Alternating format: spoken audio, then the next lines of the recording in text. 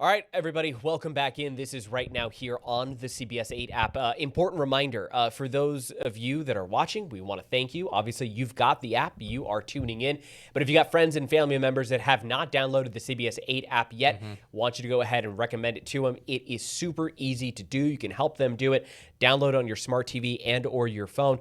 And you can watch us for free from 9 to 10:30 Monday through Friday. That's where you're going to go to see the very latest when it comes to the primary election. Of course, the gubernatorial race, the big one that many people are watching. But we wanted to cover some of the stats that we're getting now that some of those ballots have been turned in. So we're going to be running through some of these headlines, these stories here, rapid fire before we hit the last half hour here of our show. So voter turnout here in the state of California has actually been pretty low. About 7% of ballots have been returned so far, and this is all according to election data expert Paul Mitchell's tracker. We do see higher relative Republican turnout. And secondly, we see this real drop in Democratic turnout, particularly among some older, really high propensity voters. So the top two vote getters so far, regardless of party, as we know, we've talked about this jungle primary, they go on to November. The two leading Republican candidates are GOP candidates are Steve Hilton and Chad Bianco. And what we're hearing from political experts is that they finally feel competitive. Obviously, there's been a lot of talk about the idea that there could be two Republicans that represent in the general election in November. But for Democrats, they've been trying mightily to go ahead and coalesce a lot of that power. But experts say that there's still a crowded and complicated field.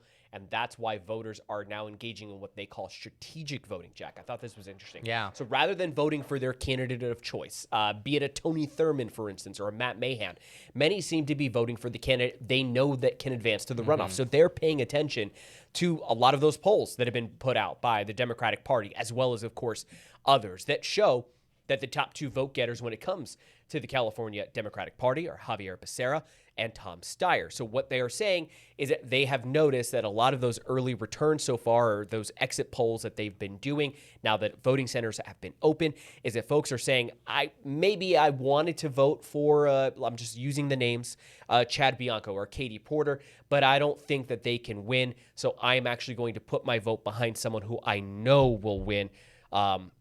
In terms of has a chance to advance to the general, which I thought was very interesting. And you know, well, the first thing is I don't want to assume, you know, that's subjective. Who do they think is going to advance? That right. So let's just assume we're going off of the just the polling. Just the polling. This is the last highly reputable poll that Emerson we have. College. Most recent Emerson College. Some of the recent ones we've seen between now and then has been mainly Democratic or Republican sponsored. Which stuff, we always want to let you know when it's the Democratic Party of California, because I'm not accusing them of doing this, but there is the thought that a lot of those polls have showed the Republicans a little bit more heavily inflated, and I'm sorry, I shouldn't use the word inflated, heavily at the top compared to other polls. And there have been talks that, is this the Democratic Party simply trying to motivate the candidates to drop out of the field, out of the race, so that they can avoid that situation? Not necessarily that was the most, and I'm not accusing anybody of manipulation. I'm just saying that those were that they were put out as much as they could. But you do see try to convince you the do see Democratic both parties and you see candidates do internal polling, and those get released. And if you're they only release the ones that they find favorable to their cause. Of course. And when you're, if you use like Real Clear Politics or Nate Silver Bulletin Substack, or the New York Times, the Associated Press, these aggregators of these polls, what you'll see oftentimes is that, of course, anything sponsored is included. But there's it's all graded on on a curve. And there are polls that are prioritized far more than others. In this case, Emerson is for sure one of those ones. I know the New York Times calls him a selected pollster, so that's why we use that one, even considering the fact that it might be a little, 2 weeks out of date. But but truly, it tells the same story that we've been hearing for a long time. There's since no Eric more debates. Swalwell. Since Eric Swalwell really left the race in disgrace. So it really has been on the Democratic side, Becerra and Steyer. Katie Porter has been hanging around as a third. I think that there I think that she has done a good job of giving herself a moment or two during these debates. The very final it just debates, hasn't necessarily translated in the polling to a three-headed race. I think she is slightly behind, and it's a two-headed race. But again, I could be wrong. Yeah. I very well could be wrong. That's not an endorsement or a lack thereof in any candidate. That's just what we have been seeing. You and I have both been breaking down multiple polls, multiple debates, and it really has been telling the same story for a while. The race is, there's still a concern among, I think, Democrats, the state party Democratic voters, and I think, you just mentioned why that is the case a little bit and what they're doing about it. But for the most part, the story hasn't changed a whole lot. And this was actually interesting because I heard Matt Mahan, who was interviewed over the weekend on a podcast.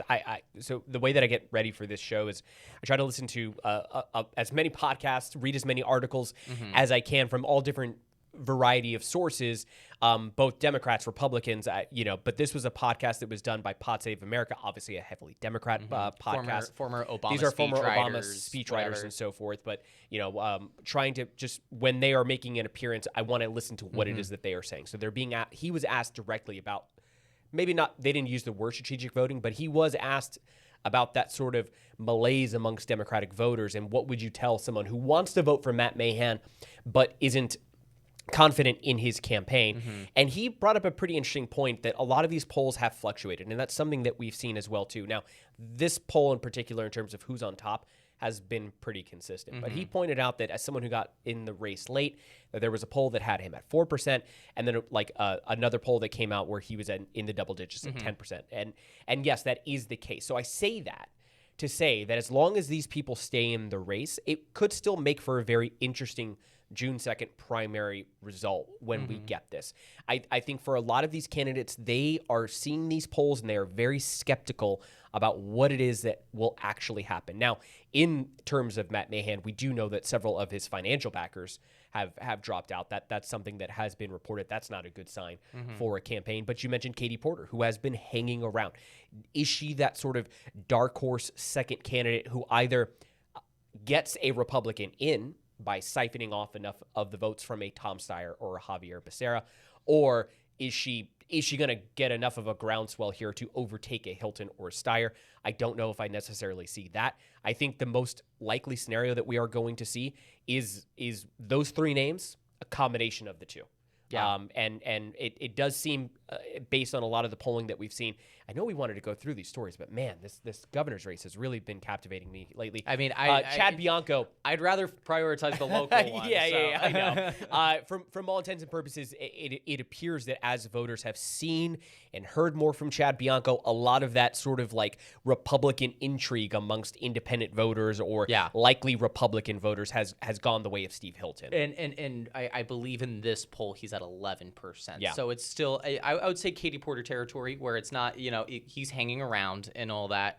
We don't include him. That's just more of a technical graphics issue to where I can't put every we can only fit so candidate many names in there. Yeah. And the colors. There's a bunch of Democrats, a bunch of different Republicans. It all blends in. So I want to make sure you guys are getting a clear idea of what we're trying to represent there.